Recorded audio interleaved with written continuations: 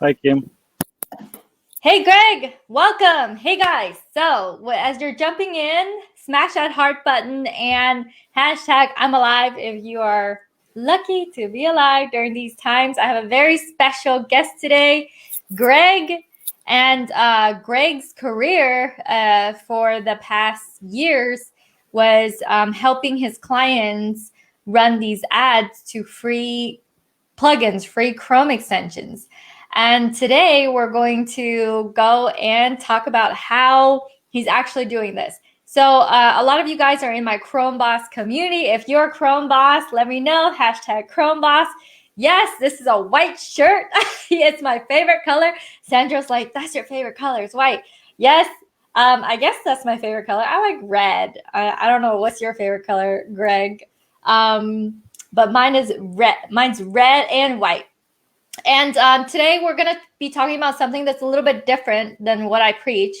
I preach, hey, you don't need to run ads. You don't need to you can make monthly passive recurring income without running ads. So now we're actually going to meet someone, Greg, who's like, well, you know what? I've been running ads for my clients and they have a free extension and they do 6 figures per month, or they do 6 figures, and I that blew my mind away. So I'm like, Greg, we gotta come in and we gotta have you teach my Chrome bosses what is up, or at least give them the insight that this is possible. If you are here for it, you want to make 6 figures, you want to learn about Chrome extensions, let me know. Hashtag Chrome Boss in the comments.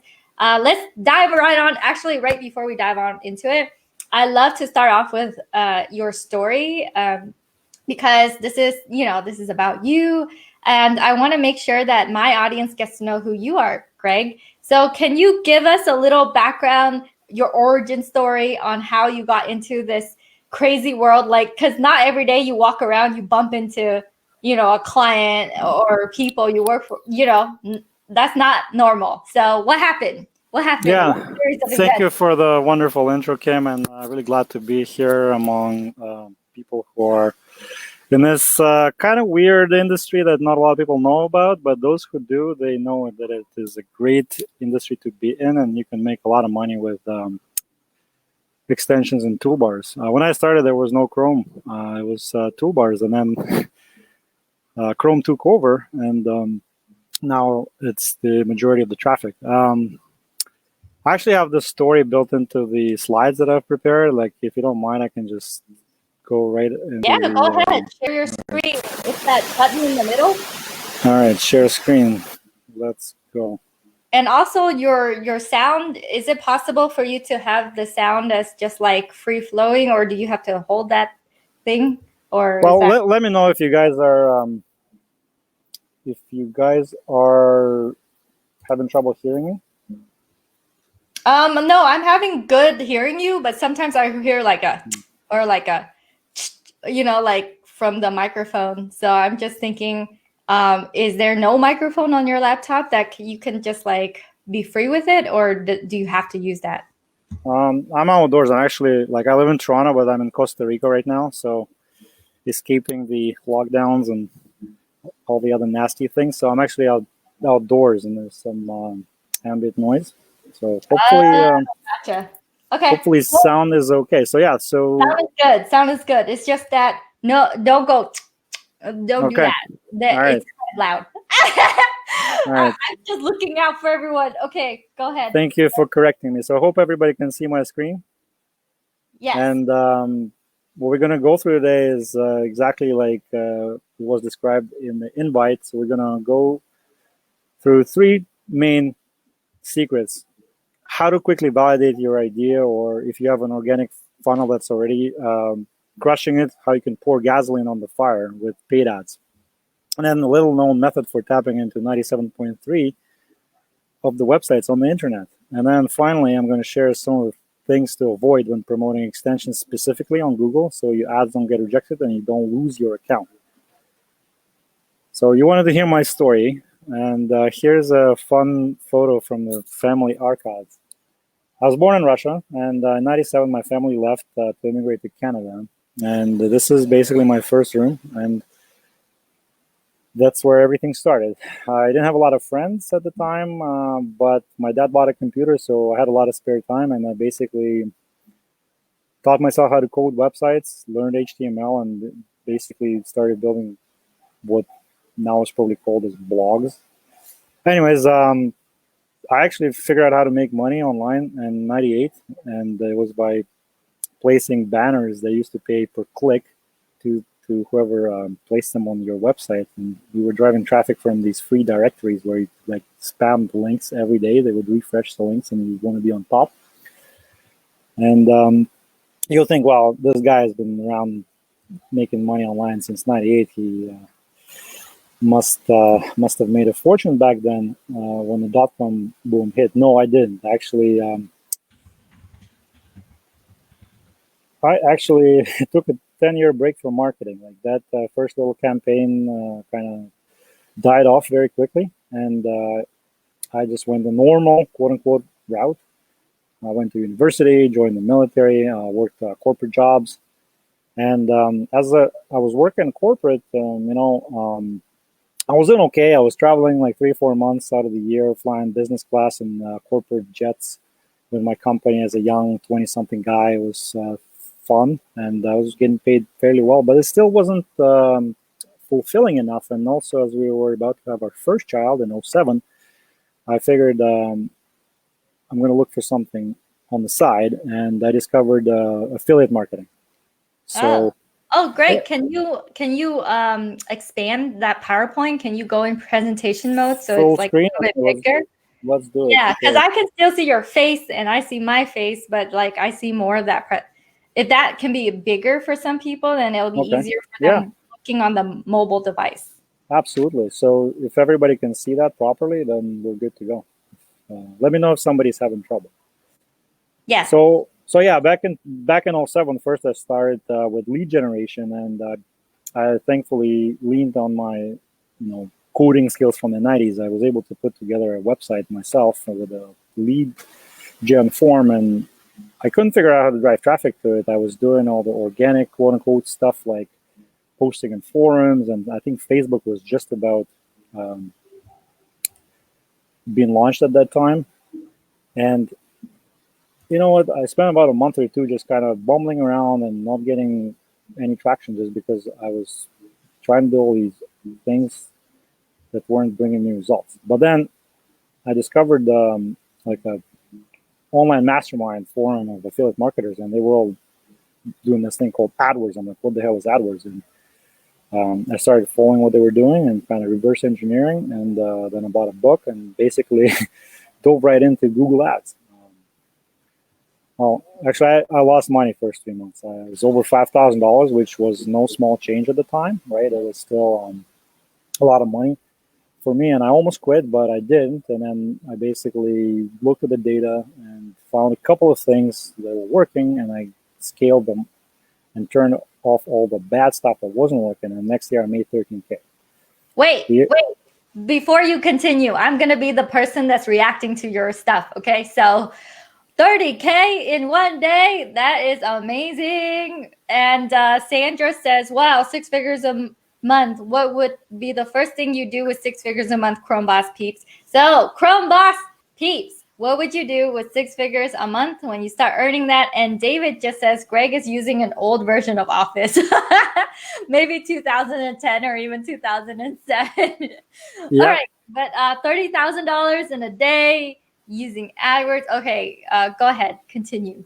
Yeah. So anyways, I was still part-time for a couple of years, and then in 2011 I went all in. And of course, as soon as I got quit my job and started doing this full-time, I got banned from Google. I actually got back in, and took a couple of months, and got banned again for 2015, and they let me back again. And guess what? This past summer, I got a bunch of accounts banned, and I got them all back. So rule number one is don't break Google rules, but also there's going to be more on that later. That is directly the point number 3, very important. Like 3 times I got into trouble, and you will learn from my mistakes, so you don't repeat them. So these are some of the accomplishments over the years. Like, I've been to Facebook offices, Google offices in California. I got the 2 Comma Club Award from ClickFunnels, who you guys probably should know about. And, this was an old screenshot, but spent over 15 million bucks on Google over the years. And that comes with a lot of hard-earned lessons. Oh, wow. 50 million bucks. That is a lot. Yeah, and it's all my own money. It's not the client's money. It was literally me paying for the ads and making sure they convert. So, like I said, the knowledge I'm about to share has saved me in my business at least 3 times. So pay attention. Pay attention, you guys. If you are with us, hashtag with me. And if you're paying attention, let me know in the comments. And Chris says, how do you get your AdWords accounts back after you got them banned? Basically, I'm going to go into more like Q&A at the end. Later. But yeah, essentially, you have to fix all the issues. And Google is not like Facebook. They actually going to give you a chance every time you show them that you're able to fix your mistakes. And they keep giving you chances if they see that you are able to fix everything. So that's my experience so far. Okay, great. Yeah, so that kind of sums up my story. And I don't know if you wanted to jump in there, Kim, or is it okay if I just go ahead into the content? Yeah, and let's dive on into it, and I'll interrupt you with questions from the people as they're coming in, because I want this to be interactive too. Okay. If there's not a lot of time, then let me know. Just say, hey, Kim, I just got to move on forward. That's totally fine too, because I want them to get the information, and a lot of them will watch replays. And shout out to Chris Fong. He owns a 6-figure blog called Smart Business Trends. He's one of my Group Convert partners for many years. And a shout out to you, Chris. You keep plugging away over there. And he has Chrome extensions. So he went through my, he's also part of my Chrome Boss community, and he has published 2 Chrome extensions, more than 2 since then. So he's actually here. Chris has been, he makes 6 figures on the side of his job. So Chris is a boss over there. All right, go ahead. Yeah, that's amazing results. Congrats to Chris.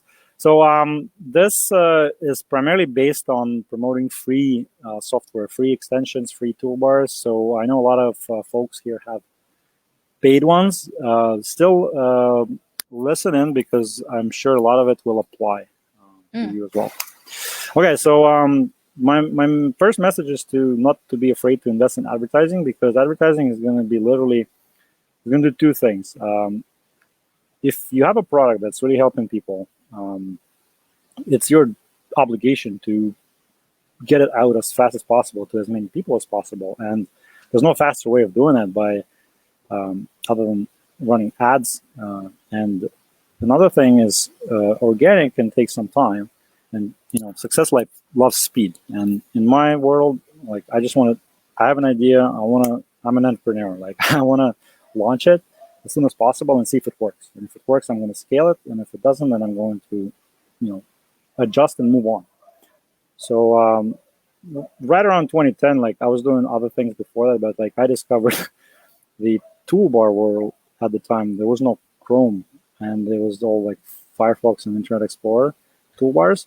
And this was like actually dug up one of my old ads. Like, literally people were looking for MSN Messenger, and I was promoting a smiley. They weren't even emojis back then. They were smileys. And this was as simple as that. And it was literally like a guy doing a presentation like this about something completely unrelated. And it was like this one tidbit in his presentation that he used as an example of thinking outside the box. Basically, people looking for MSN Messenger and offering them smileys. And I literally just took that idea and ran with it. And guess what? That was like a 5-figure profit months right off the bat. So I've been doing it for a long time, and like last year we did almost $4 million on Google with these extensions. Oh wow! Wait, yeah. I'm going to stop you there. $3 to $4 million last year on these Chrome extensions. And also, just so you guys know, I am transcribing this this training. So if you stick around, you just tag people, you get the transcription of this training as well. And those are like just my added notes, my value add to this. But go ahead, Greg. Yeah, thank you. So definitely, paid advertising on Google is awesome for this business because people are actively searching for stuff. They want to download something. They usually go to Google, like the download portals, like Two Cows and Download.com, CNET, like all of them. That's where people go to download stuff. So it's natural that people are okay with downloading software and extensions when they see an ad that. All right, so again, some results to prove that paid traffic can really, help you scale. So this was December 2020, and we had almost 620,000 conversions across different geos. So obviously, what are you showing us? Do you have more than one screen? Because I only see one screen. did this stream freeze? No, I just see one. I see the fast forward, but then I took almost 10 years break from online marketing. And I don't know if you're trying to show us something else right now. I think when I went full screen, it stopped. Okay, let me go and remove it, and then you can go and try to share the correct. Yeah, that's what happened. So as soon as I went full screen, your StreamYard stopped showing it. So anyways, okay, cool. Cool. So, all right, I see it now. I see it. Yeah, going back. And then here's an example of the ad I was talking about in 2010, and then this is the 2020 results. Yeah, the reason I didn't start the presentation is because I know sometimes these streaming, every software is different, so I wasn't sure that I was going to properly show my screen, which it didn't. So sorry about that. But yeah, so this is where you stopped me. And this is the December 2020. So as you can see, we ran all over the world internationally. You see Spain, France, Brazil, Japan, Germany, US. People got computers there. They got to download stuff. As long as you can monetize in those countries, I recommend not to ignore them. So yeah, over 500,000 conversions in a month.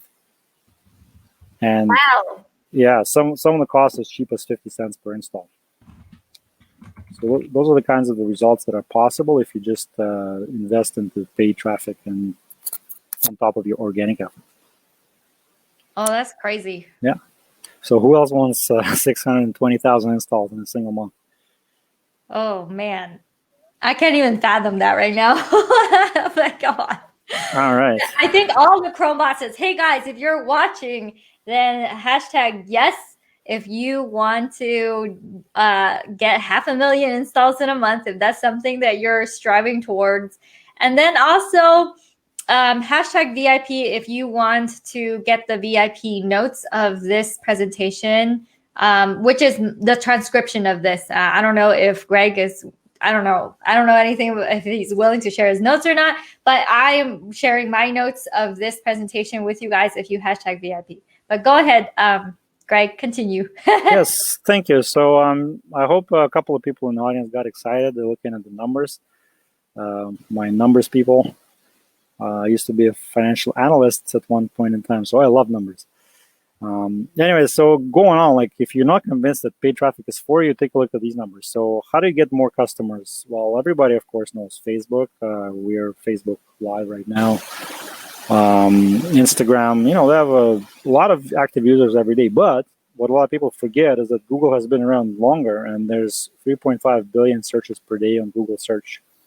YouTube has over 1 billion video views per day, and it also coincidentally is the second biggest search engine in the world.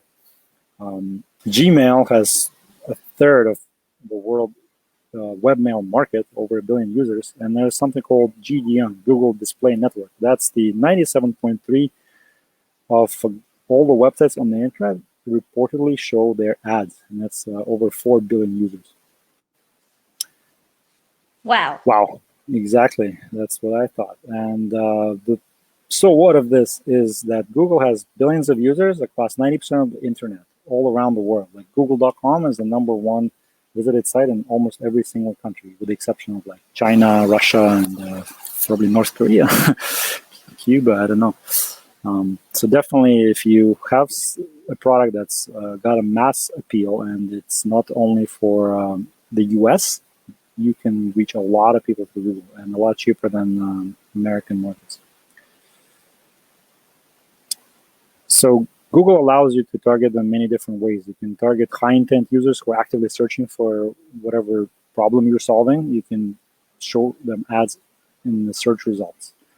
You can target by demographic data, interest, and you can even ethically steal your competitors' clients without them ever knowing, which means you can have audiences targeting visitors of specific websites. So it could be the websites of your competitors. You can target someone who searched for something, even if you're not able to buy ads for those keywords directly. You can target fans of your competitors if they're big enough. And you can also, if that applies to you, target your competitor's physical location, like somebody going into his store and leaving. Google is smart to know that, and you will show ads to them. And of course, if you guys know Facebook marketing, they have lookalike audiences. Google has the same thing. They call it similar audiences. It's like find more people that are just like your existing customers. Is this exciting so far? Yeah, guys, let me know if this is exciting you so far. There are billions of users online. They already know this from me preaching to them about Chrome extensions for literally years on end. The past years, like billions of people are on there. But I don't preach about paid ads. So this is really new and different and interesting. Google has massive amounts of data to find you the cream of the crop in market audiences. Custom intent, yes, high buying intent words, affinity, beauty mavens, geolocation, more affluent areas, getting them to spend. Awesome. So if you guys are excited, let me know. Yes. Hashtag yes. Yeah, thanks, Kim. I hope you guys are excited. And yes, you're right. You can find people, like if you have a paid extension or paid version of your software and it's not free, you can still leverage Google's ability to target affluent people. You can target affluent zip codes in the US. You can have people with high affinity for purchases or high buy intent keywords. So definitely, if you have paid extensions, pay attention here. Oh, yeah. Also, we had someone ask, I think Derek asked, how are you monetizing the free extensions? And I guess you're going to get to that a little bit later. Yeah, so good question. How are the free extensions, free software monetized? So we are an agency, so we don't have our own extensions. We just run traffic for clients.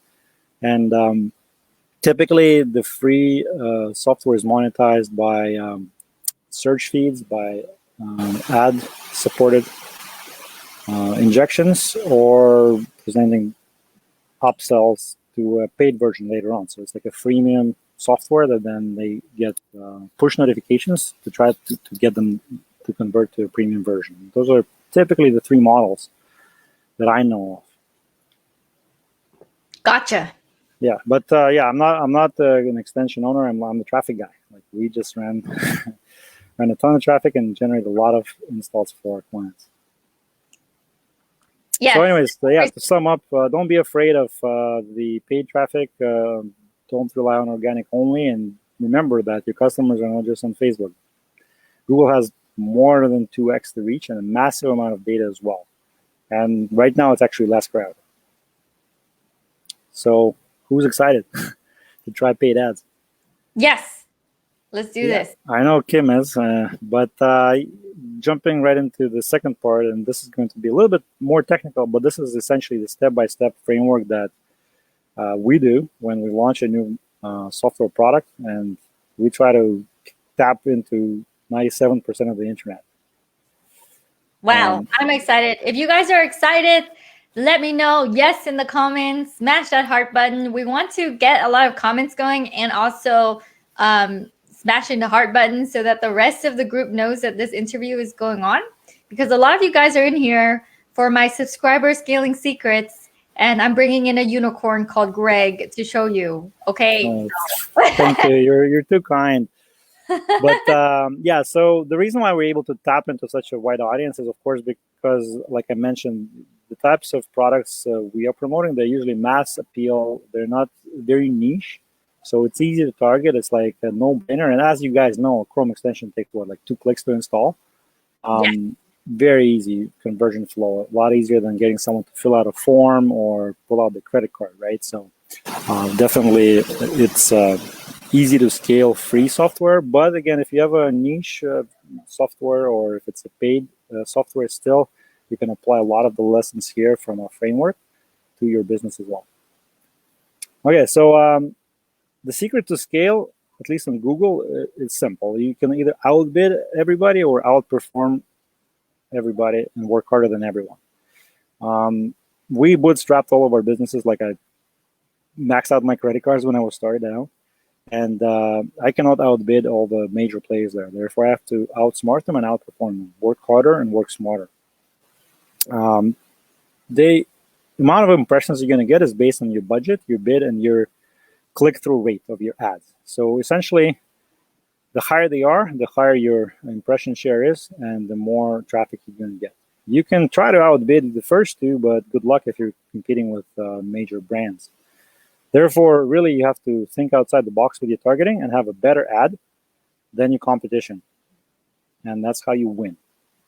And another way to get more impression share is to build, again, not be lazy as the guy who's got a lot of money to spend, and really do the work of launching many ad campaigns to show ads on all available Google Ads inventory, not just on search, not only square banners on display, not only YouTube. It's trying to cover all available inventory and see what works, and quickly killing what doesn't, so you don't bleed your budget too much.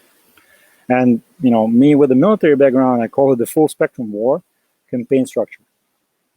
And then how do you get even more traffic? Is you scale horizontally by advertising internationally. Remember, 90% of all internet users are using Google and its properties across the world, and the international traffic is a lot cheaper.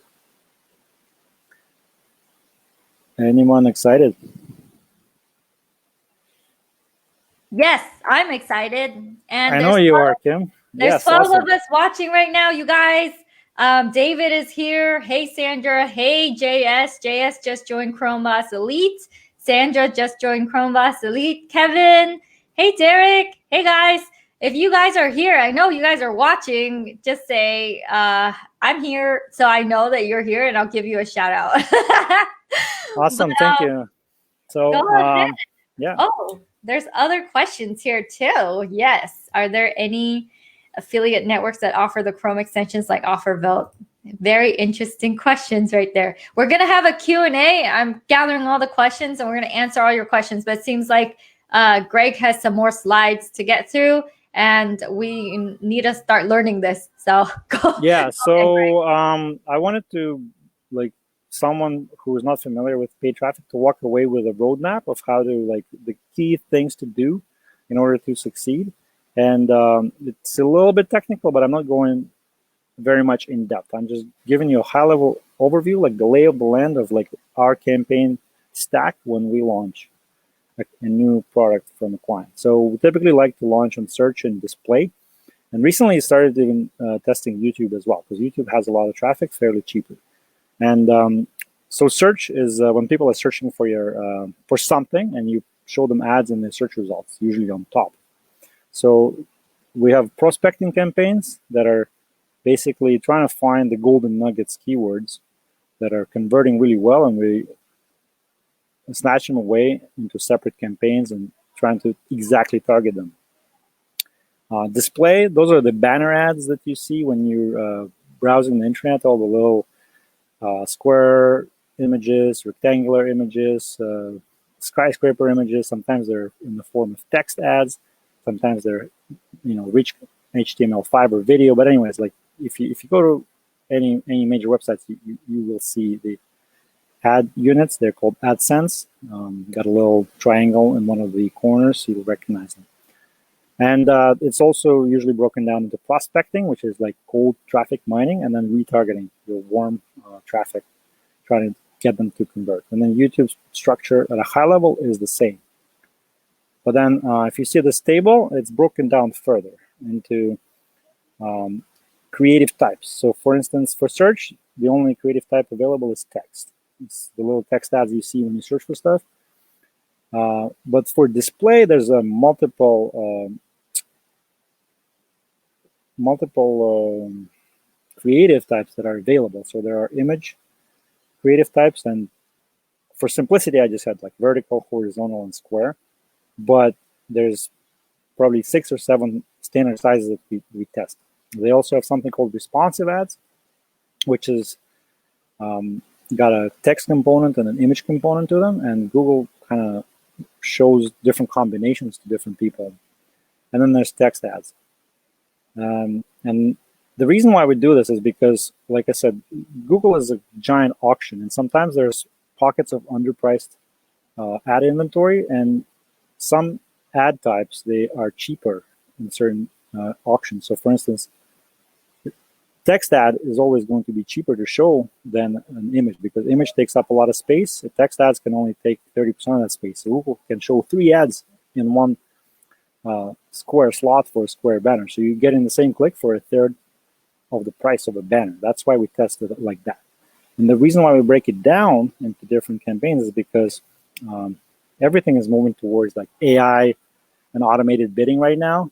So what people have a tendency to do, or they don't know any better, they dump all the creative types into one campaign, but Google only shows the best performing bunch, and which means the other less performing for that campaign ad types are not being shown at all. But if it's shown in a separate campaign, like I said earlier, it may have a chance at winning that auction somewhere else. That's why. That's the principle behind it. So I hope it makes sense, guys. Kind of. I a little bit like went over my head right there. Well, yeah, I'm sure. Like, it's if you haven't done it, it's going to be a little bit over your head. But the key takeaway is that when you're dealing with different creative types, it's always a good idea to separate them into their own campaigns so they don't step on each other's toes, so to speak. Does that make sense? Yes, that makes sense. Perfect. I'm glad I got that out of the way. Yeah, so search campaigns, really, like, it's all revolves around keywords. Keywords is how you target, and that's what people are searching for on Google. So you need to create a list of keywords, and everybody usually has a question, what's the best keyword tool? As if there's some secret keyword tool that nobody has access to, which only you have. Yes, it's called your head, because all the other tools that are out there, everybody else in your competition is using them. So if everybody goes, target the same keywords, guess what? It's just going to drive up the prices in the auction, and you're just going to waste each other's money. Whereas the best keywords are usually found using your head. And also, like I said earlier, we as agile small marketers need to fight the big guys who are lazy but have big pockets. So they can pay $60 a click for term life insurance. I can't. Therefore, I need to be creative and find other things that target the same demographic, but somewhere else where it's cheaper. And that's exactly like competitor brands, popular websites where people hang out, things like that. So you make a list of your keywords, organize it in tightly themed ad groups, and write ads that are relevant to the keywords in them. So the key is that when someone is searching for something, the ad that they see shows them what they were searching for. So that is accomplished by writing ads that are relevant to the keywords. And then Google will mine keywords for you. There's a report called Search Terms that shows what people were actually searching for. And then you can kill all the non-converting search terms and pluck out the good ones and turn them into your own keywords, right? So Google is finding your winning keywords for you, so to speak. Oh, nice. Yeah, and display campaigns, like I said earlier, remember the slide where I listed all the different ways you can target on Google? So essentially, we try to utilize all of the available targeting options right away for prospecting, because you never know where you can find those pockets of ad inventory that will convert. And with our clients, they have pretty good budget and fairly easy to convert products that have the mass appeal. Therefore, it's fairly easy to throw a lot of darts at the board and find a lot of places where they stick. So we try to use all of the available targeting: keyword, intent, affinity, by website, and we also break them down, like I said, by creative types. All available major banner sizes, responsive, and text. And the end result is that sometimes we'll launch and like out of all this, only the text ad campaign will work only on, I don't know, similar audiences. And the square banner campaign will only work on keyword targeting. And the rest of them won't work. So that's our methodology, is basically try to cast a wide net and then find underpriced pieces of the auction where we can pick up the traffic. YouTube, we treat it very similar to display, which is basically use all the available targeting. You can target by video channel instead of targeting by website. So you can pick which video or channel you want your ad pre-roll to show. And then we use keywords. People are searching for keywords on YouTube as well. And also similar to your existing customers, visitors, converters, whatnot.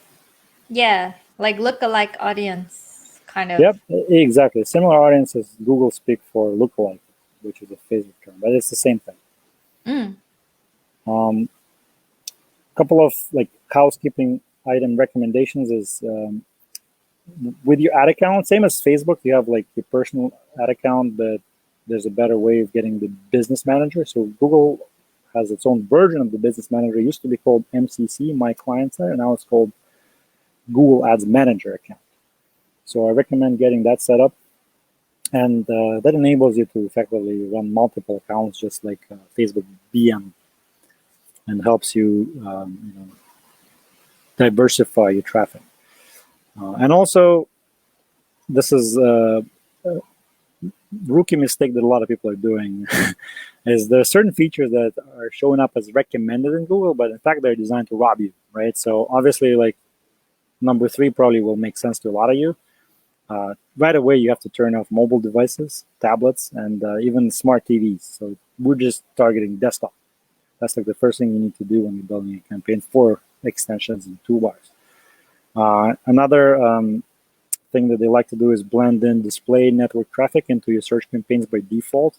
That's why we keep them separate, because they're completely different animals. You cannot mix them together. And also they have a location targeting trick that, let's say you only want to target people in Canada, where I live, but the way they're targeting, like they say, recommended is people in or who show interest in your targeted location. And that opens up an ability for Google to start showing, let's say, to people in France who are searching for something about Canada, French part of Canada, Quebec. So in that case, you'd get non-targeted traffic from France to your Canadian campaigns, and you don't always want that. So those are 3 mistakes that people make. And okay, so the mistake is what? Not turning those off? Not turning those off? Yeah, just basically really read like what they say is recommended, and don't take it for gospel that it's what you should do. So in this case, you should not take the recommended option, but you want people in your location. You're targeting, Australia, you want Australians. You don't want people in Thailand who want to emigrate to Australia at that time, if you're not selling, immigration toolbars. Right? Yep. That's a good point. All right. So basically, other things, you must have your conversion tracking installed, because otherwise you're just flying blind. And step by step, I use a lot of Excel. You compile a list of keywords, organize into ad groups, write ad copy, also in Excel. And then there's another thing that is a really nifty tool. It's called the desktop editor. So here's an example. So this is a unique thing. It's a standalone program that really makes it super simple to do major operations and spend a lot less time than you would in the web interface, like through your browser. So in here, you can literally import a bunch of like keywords in your CSV, and they turns it into a campaign for you. Like I really recommend this. And you set your bid, check campaign settings, and that's your search campaign. And then it's really easy, like literally turn this into a display campaign. I can't see what you're showing. What are you showing? Oh, it's only showing my PowerPoint window. So, anyways, yeah, it's called the desktop editor. Like, look Cool. into it. Yeah. Display. I literally take my search campaign I just created. I copy paste it in the desktop editor and switch targeting from search to display. And literally, that's my first display campaign with text ads done. Right, and then it's very easy for me to copy and paste it a bunch more times, and then replace the text ads with banners, replace the banner ads with responsive ads, and this is how I'm very quickly able to deploy that full spectrum work campaign structure with multiple campaigns broken down by creative. It's the power of the standalone editor. In web interface through the browser, it would take me forever. Therefore, definitely, if you're going to do Google Ads, take a couple hours to learn the tool, the desktop editor, and you will save yourself a lot of grief and you go faster. So that's kind of like the trick for launching multiple campaigns at scale quickly, is using the desktop editor. So everybody probably wants to know what the ads look like. I recommend at least 3 ads per ad group or more, and test often and look at the competition. For display, again, I recommend something that's more broad type, where like it's really clickable. You can do like clickbaity stuff, and I'm going to get into that later in the compliance portion, but it has to be something that's like easily noticeable and easily clickable. It doesn't have to be fancy. And there are some spy tools. So for keywords and text ads, you can use Keyword Spy, SpyFu, iSpionage, or the good old, Googling. Just use a VPN if you're from a different country. There's another site called moat.com. It's a good tool for spying on banner ads. Like you can look at like what's Nike running, what's Adidas running, what's GameStop running, and it's going to show you all of the banners that they scrape. There are some paid tools. I don't personally use them, but if you want to shell out a few $100 a month, there's AdBeat or SimilarWeb. I know Russell Brunson talks a lot about SimilarWeb in his training. Yeah, he does. It's not cheap, but I think it's $5,000 a year. But that's definitely got a lot of information on competition and the ads they use and whatnot. All right, so this is what it typically looks like. So this is an example of a banner 300 by 250. This is an example of a responsive image ad. You can see it's very simple. You have your brand, some sort of simple image, and a call to action, usually with a button. Here are some of the text ads. Very simple. Just explaining what the thing does and how to get it. As you can see, like some of the conversions, like 33 cents per conversion here in countries like Brazil. $1.50 for Germany for the banner. So definitely, that's why you can see we're testing different ad formats because they act different, different click-through rates, different costs, even in the same country. Bidding, everybody probably has a question, what do I bid? Well, you need to understand the math, like how many clicks does it take to convert your extension. Typically, in my experience, like a good conversion rate is 15% for a Chrome extension. And I like to start with manual bidding and either bid really high initially on a small campaign budget and then walk the bids down until you reach an acceptable cost per click. Or another strategy is you bid really low and then walk bids up until you see this traffic to start to flow, find a sweet spot. And then as soon as you gather enough data, you got to turn on auto bids. I like target CPA. The reason for that is that, remember, like you guys are primarily what, Chrome. Does anybody do toolbars for Firefox or IE? Yeah, some of them do other toolbars. Like Okay. they'll do one for Firefox and yeah, Okay. Firefox. Okay. So essentially, like they're in a better place. But if you just have the Chrome um, extension, initially what's going to happen is you're going to get all kinds of traffic with IE, Firefox, Safari mixed in, and you cannot monetize it. So as soon as you turn on target CPA bidding, the algorithm will optimize out all the non-Chrome traffic for you if you're only converting on Chrome, right? So that's why you want that as soon as possible. It also has something called portfolio bidding strategy. So if you have multiple campaigns targeting like the same country for the same target CPA, you can pull data from multiple campaigns to have an even better chance at winning. And another thing that most people don't know is Display Network has a true pay per conversion option, which means like if you say I want to pay $1 for install, you're only going to pay $1 for install if Google can find converting traffic for you at those rates. And it's not available right away typically, but after you get a few hundred conversions, after a couple of weeks, they usually unlock it for you, and that's really makes things easy from the optimization perspective. You don't have to worry about optimizing. You say, this is how much I want to pay per conversion. Go. And hopefully your offer is converting good enough so Google can keep finding you more and more traffic for it. So that's in a nutshell the bidding strategy. Optimization, I use very simple business rules, like you have a certain amount of clicks, no conversions, turn it off. It has to be statistically significant, of course.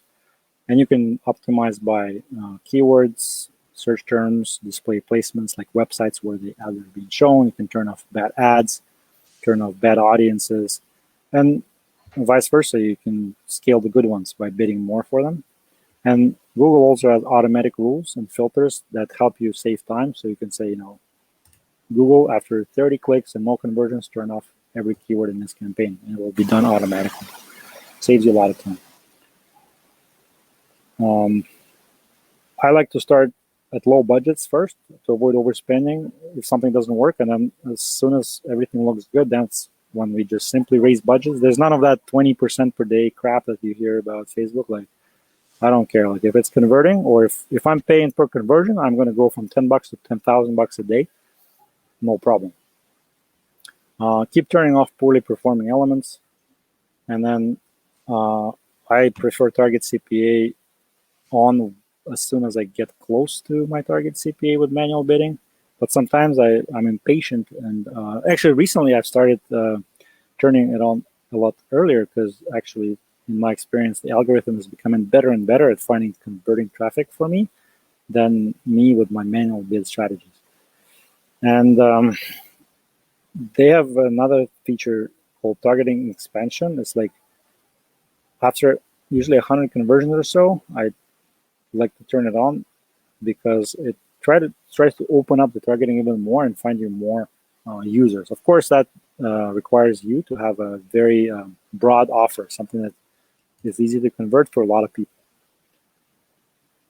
All right, so summary, like there was a lot of stuff to plow through, and don't worry, like you will get these slides later and they will be your high-level checklist of what to do. Yeah. But essentially, yeah, the biggest secret of Google Ads is leveraging more than just search. Like 9 out of 10 people I've interviewed for Google media buyer positions, they only know how to run search, and they don't know much about display or YouTube or any other format. So you guys are already one step ahead of those people. And we like to deploy all available campaign types, all available targeting, and all available ad types to get exponential reach and also maximize our chances to find that pocket of winning, converting traffic. And the real secret here is the ability to do it quickly. And this is the force multiplier tool I told you about, which is the Google Ads Desktop Editor. Like, download it, spend it an hour, figure it out. It's very easy, and it saves you so much time. And again, 90% of people I've interviewed never use it. They just tinker with the Google Ads interface in the browser and waste a bunch of time. All right, so that was a lot of material we just covered. How are you guys feeling? I feel good. Okay, I'm glad you feel good, Kim, I feel like because it's a lot of material still. yeah, for sure. I mean, I'm trying to download 10 years worth of experience to you in like 1 hour. So obviously, it's like drinking from a fire hose. And I just gave you a very high level overview of our framework. If you want more details, you're going to have to learn a little bit more, but don't worry about it. Okay, so let's jump into the compliance portion. So that's a very serious topic, especially when promoting software. And Google is a very reputable company that's been around for a long time. And they take compliance seriously. And like I said in the beginning, I've been in trouble with them 3 times when I lost accounts, but I got them all back by diligently finding the mistakes, fixing them, resubmitting, and every time it took a month or 2, but we got back on, right? So here we go. So obviously, you cannot run traffic to the Chrome Web Store directly, right? Because it's sitting on the Google.com domain. You're gonna have to use a landing page. So make sure that landing page is compliant. Like it's got to have all the privacy, contact, terms and conditions, and user license agreement. Actually, I forgot about that. And other things that pertain to software distribution. You got to make sure it's not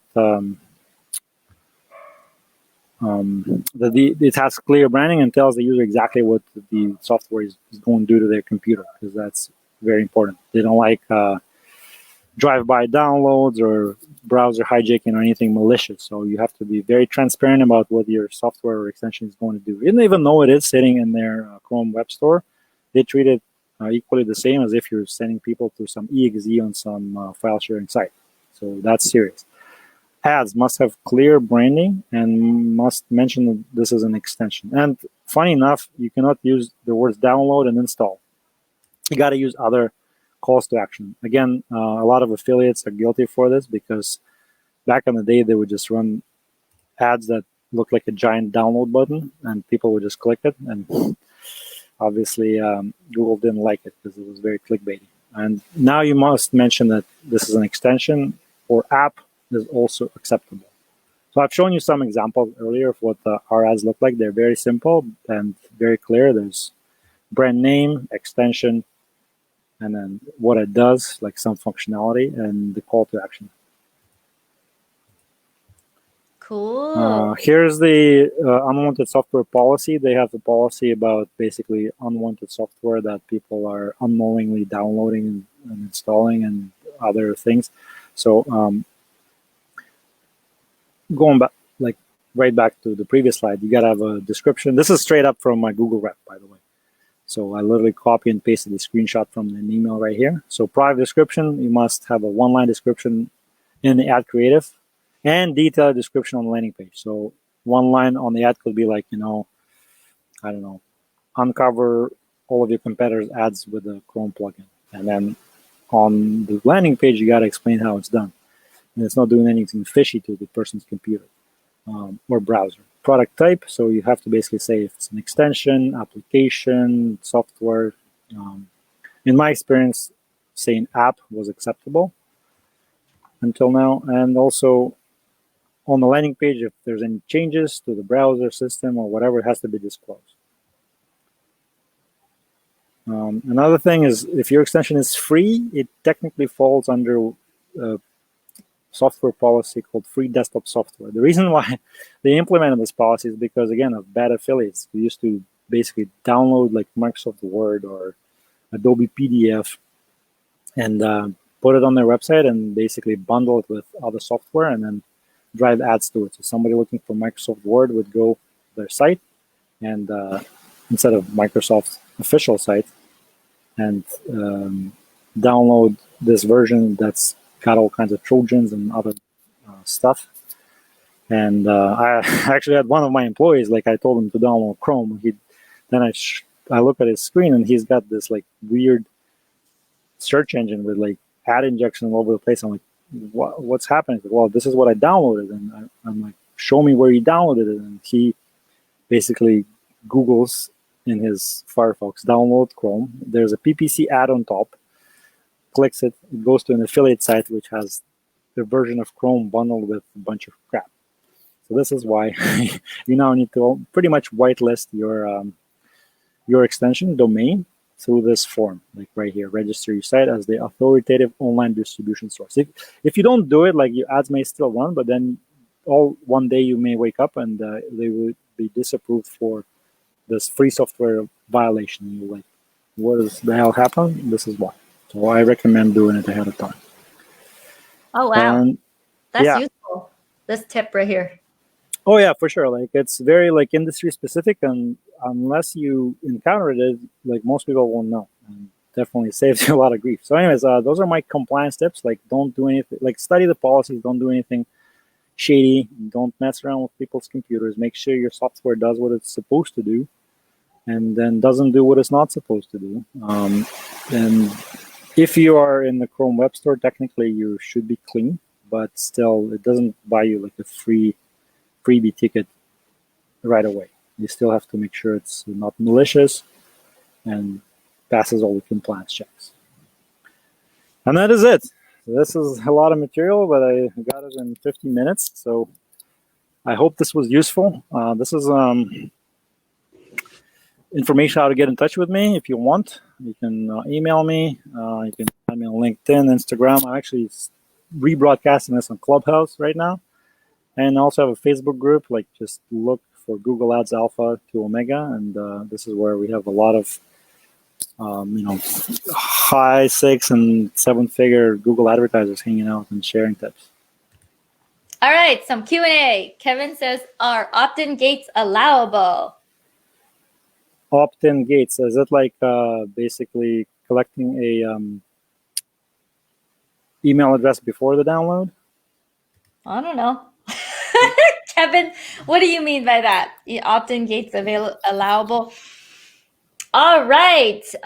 You will get the slides for this class for free. Cool. So he's offering the slides. Yeah, this is the URL. You can download this presentation and a bunch of bonuses. So I'm going to copy this link, and we'll go to your stream. I'm going to stop sharing. Cool. All right, guys.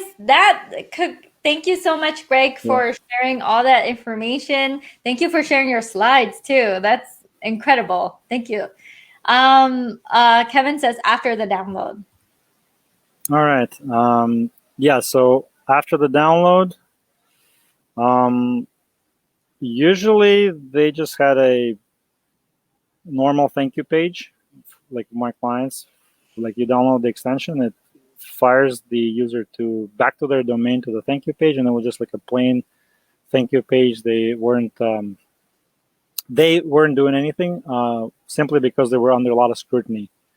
So again, I'm not sure I'm not familiar with the term opt-in gate. I guess if you're trying to like piggyback other offers on top of the download, I know Google had a lot of grief with a similar concept during the install, like with the bundling, where like you download the Adobe, PDF, and then it would like try to offer you McAfee in the download flow. They didn't like that. Then they restricted it to only like one offer per screen. So I don't know. I can't say yes or no, but it sounds like something they may frown upon. You know what I mean? And at what point should we start running Google ads? What's our budget? What do you recommend that we start with? So Let's again, we're going straight from organic. Well, if you hopefully got some organic going, you will already know like what's your conversion rate, and how many clicks does it take to get the download, and also you should probably have some data on how much money you're making on the back end. So you'll calculate that. So for instance, if we had a client who would be targeting a $5 cost per install on the toolbar in the US, I'd like to spend $25, $50 testing and just seeing how it works. We kind of got more, like as we got deeper into the industry, we got more aggressive with it. Like, I would spend sometimes more money because I knew that I'm going to make it convert later.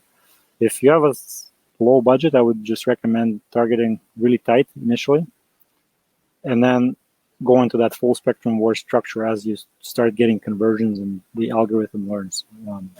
So that's the beauty of Google. Like you can target really, really tight, like only those keywords that you think are going to be the most relevant. You can start with that. Okay. And what's the typical time do you believe that should we hire an agency for this, or should we like go off on our own and try to do it ourselves? I mean, I started as a single person and I was okay for a couple years like that. Like it's totally doable. That's what I'm saying, especially if you figure out the desktop editor tool, saves you a lot of time.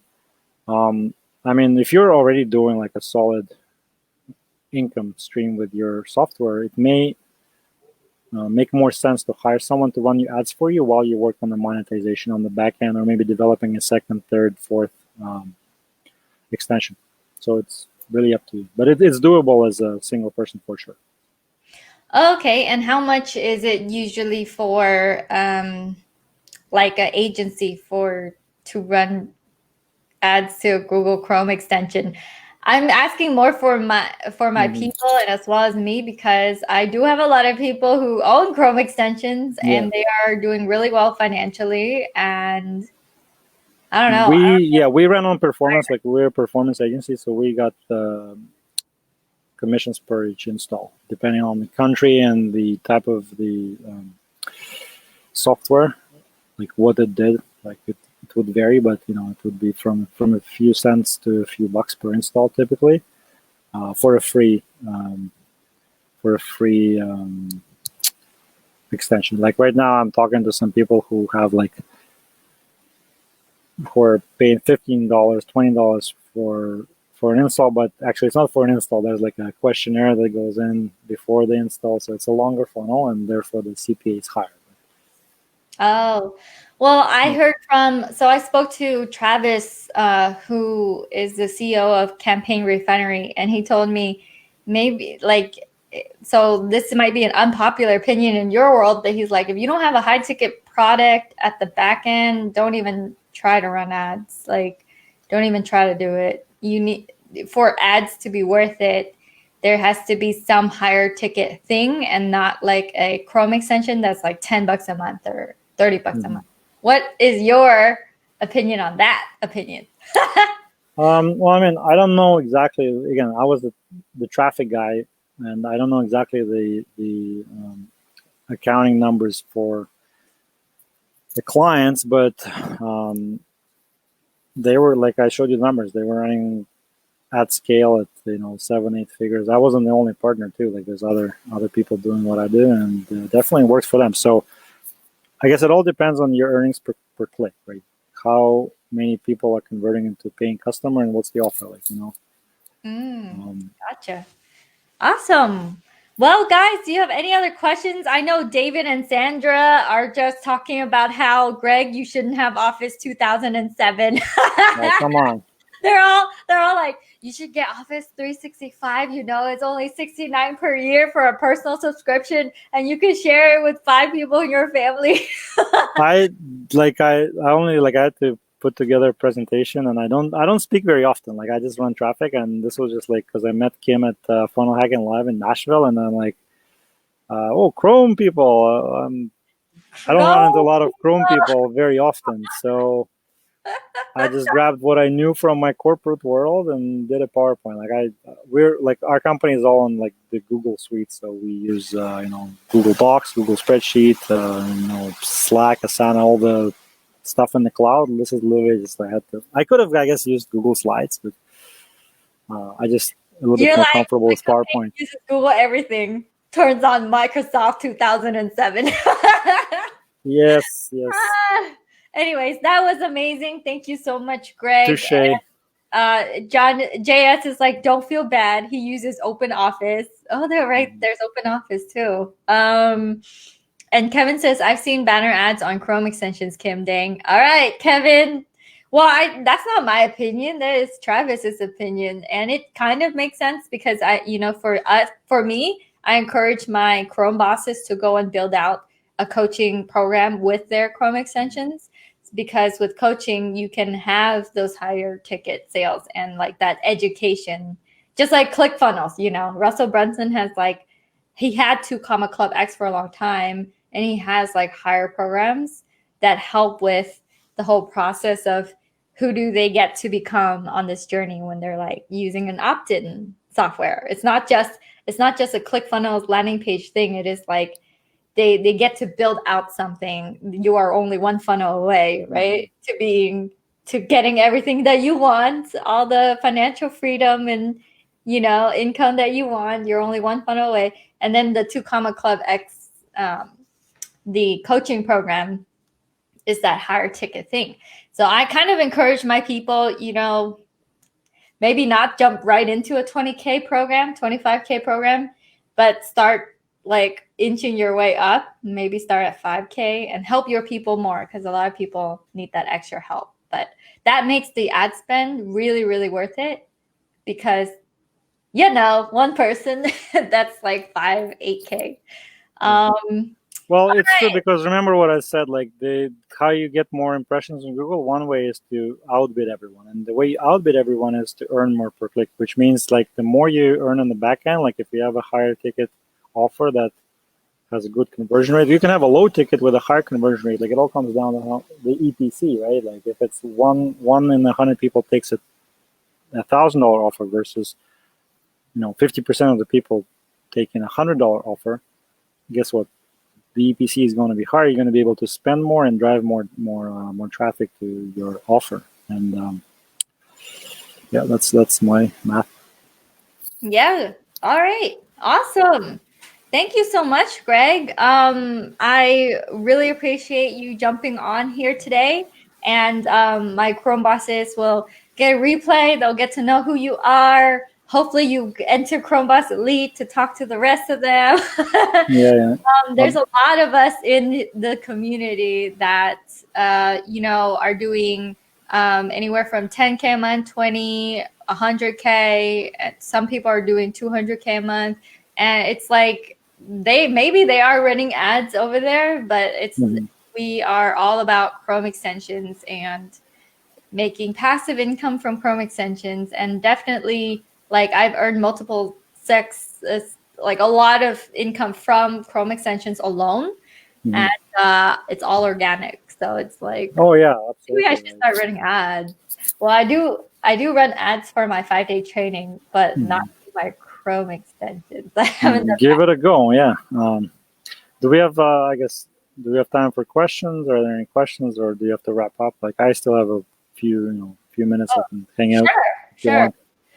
All right, guys. Q&A time. What do you want to ask, Sandra?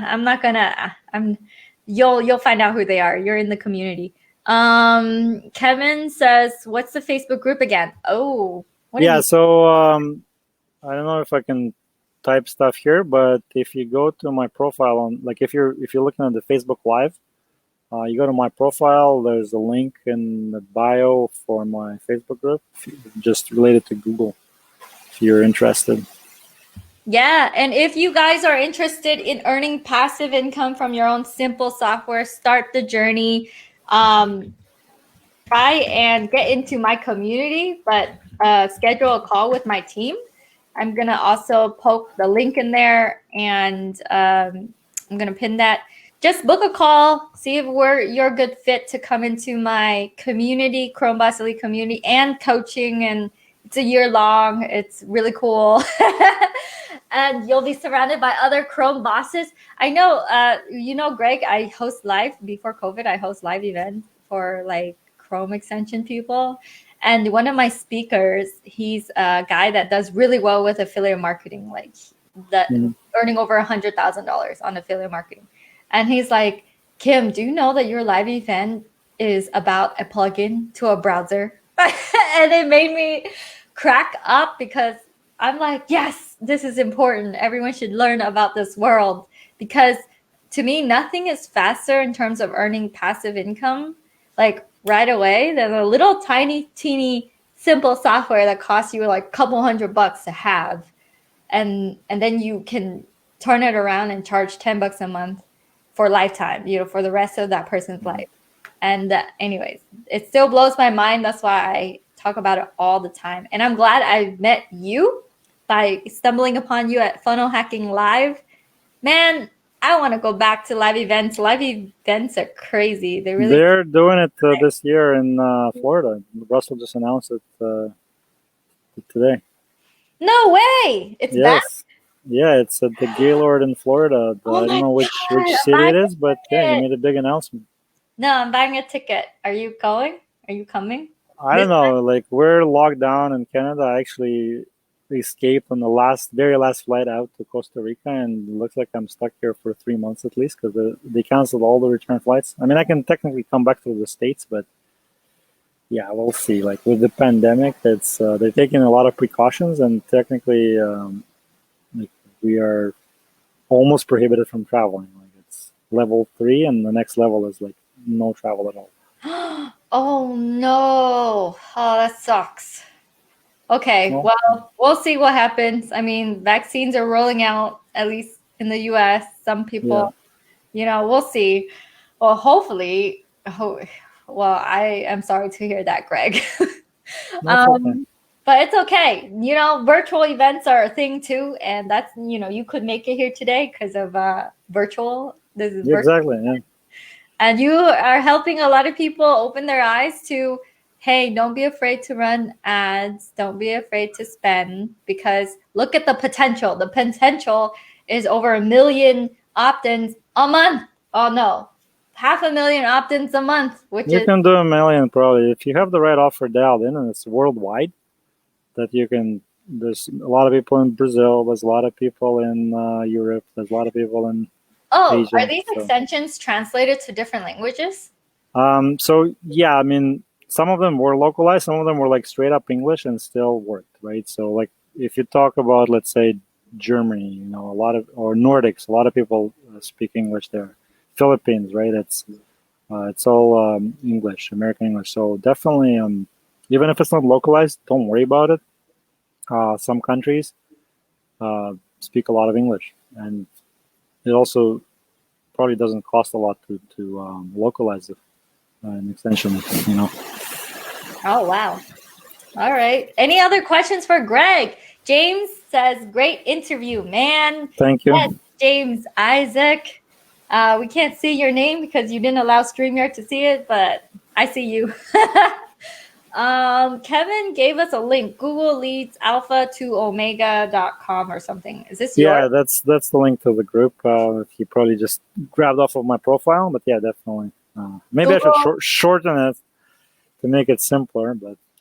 Oh yeah, like a short link, like bit.ly something. Yeah. Google Ads alpha to omega. Oh, what link shortener do you use for tracking and conversions? Well, we use our own tracking domains for some of our campaigns, but as far as link shortener, I think we used to use the Google link shorteners, but we kind of stopped. Oh, okay, then never mind. Okay. Can anyone? So, are you looking to maybe in the future have like a course, Greg, or are you like, hey, I know what you are doing in the future. You're owning a Chrome extension, so you can do it for yourself. That's definitely on the table, because I was actually exploring that as a vertical integration opportunity, because like I know the front end, I don't know the back end. It could make sense to kind of marry the two together and own my own extension. So that's definitely on the table. I just need to figure out the monetization piece, especially for free ones, right? Because that's where the bulk of my experience is the free ones. When you say free, you mean freemium, right? Like free for 14 days or free forever plan? No, a lot of them are free forever. And like I said, they monetize with search feeds and monetization with backend ads, or I know some were monetizing with the freemium. Like, they don't limit the free version in time or anything. They just have push notifications coming like, hey, upgrade to this version that is paid. Or one company, they actually had people calling the user and selling them on the phone for like the premium version. Like, that's holy shoot, that's genius.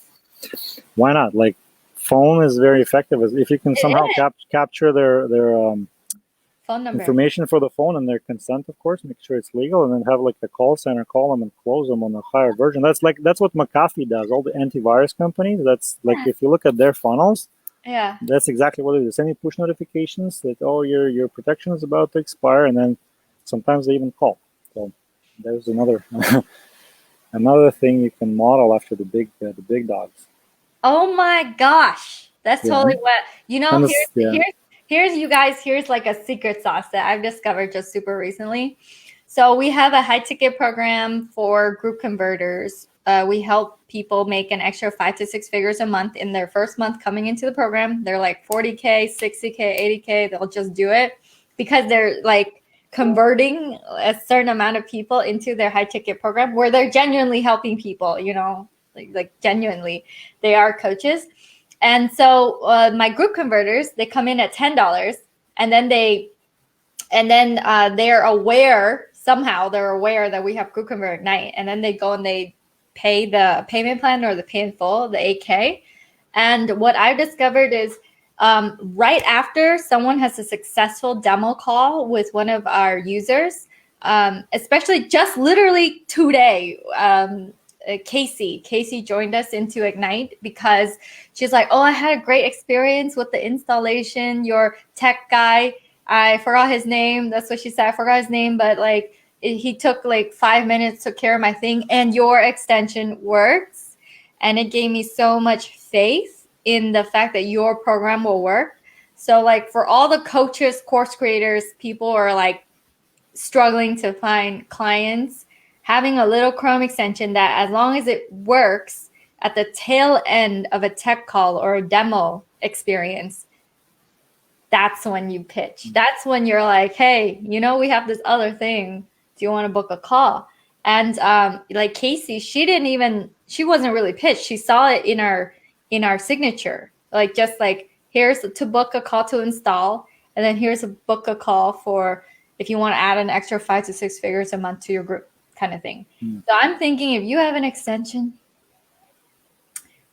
the tail end of the demo is like the best spot to be in, or like right after a successful demo, or the auto reply to the successful tech call. We'll sell it. Anyways, that's what I see that's working in my part of the world. And just giving you some secret insight on what's going on and working really well. And yeah, I'm excited. I'm excited to see, because people are downloading these extensions to solve a problem. If you can give them a more comprehensive solution, they're like, yeah, I don't want to wade through all the hustle and bustle of this. I don't get it. So I'm going to go and hire you to figure it out for me, or like help me. So, all right. With that said, any other questions? Sandra says new variants of the virus, cry face. All right, Sandra. Okay, great. Let's see. I think that's it for today. I do have to hop off. Greg, you are welcome to come into my community. I would love to have you in. And also, if you guys are here and you're watching the replay, make sure if you want to run ads, Greg has spent like 50 million of his own money running Google ads. He's been doing this for 8 years. He's an expert at this. And if you need help with your own Chrome extension traffic, and you're ready to, not be afraid to put in the investment to run ads, then go ahead and reach out to Greg. And yep, this is his group here.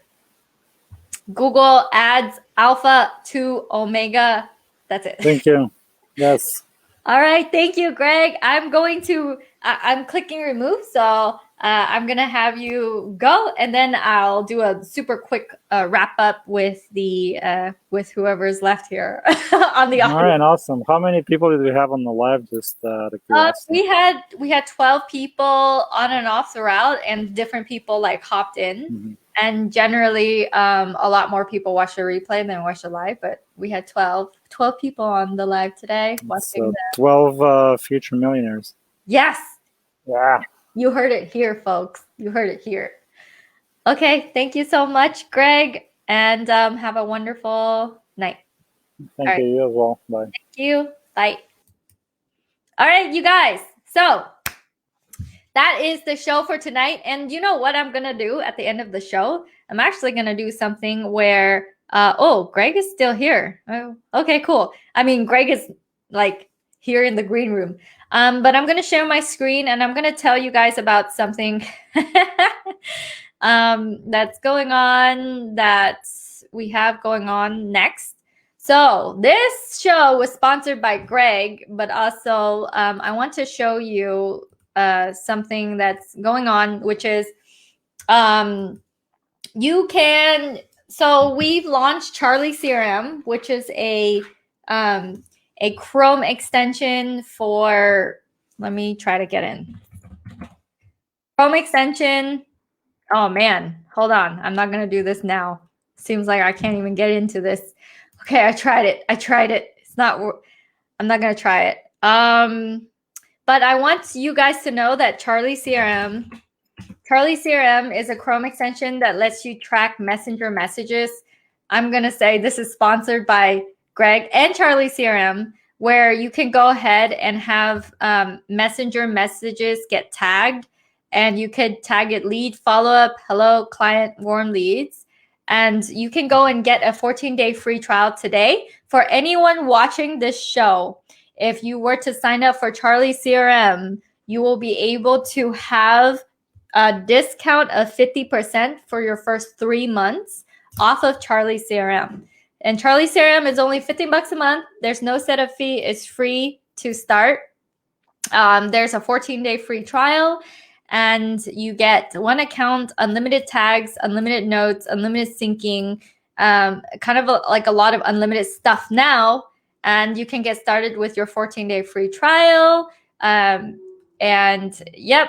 And you can watch the demo of it using the video. And I kind of like walk you through what you can do with it, which is you can have templates. You can send messages to the people based on your templates. You can have notes based on each person. You can go and search for them, and you can go and tag them, and you can sync it in between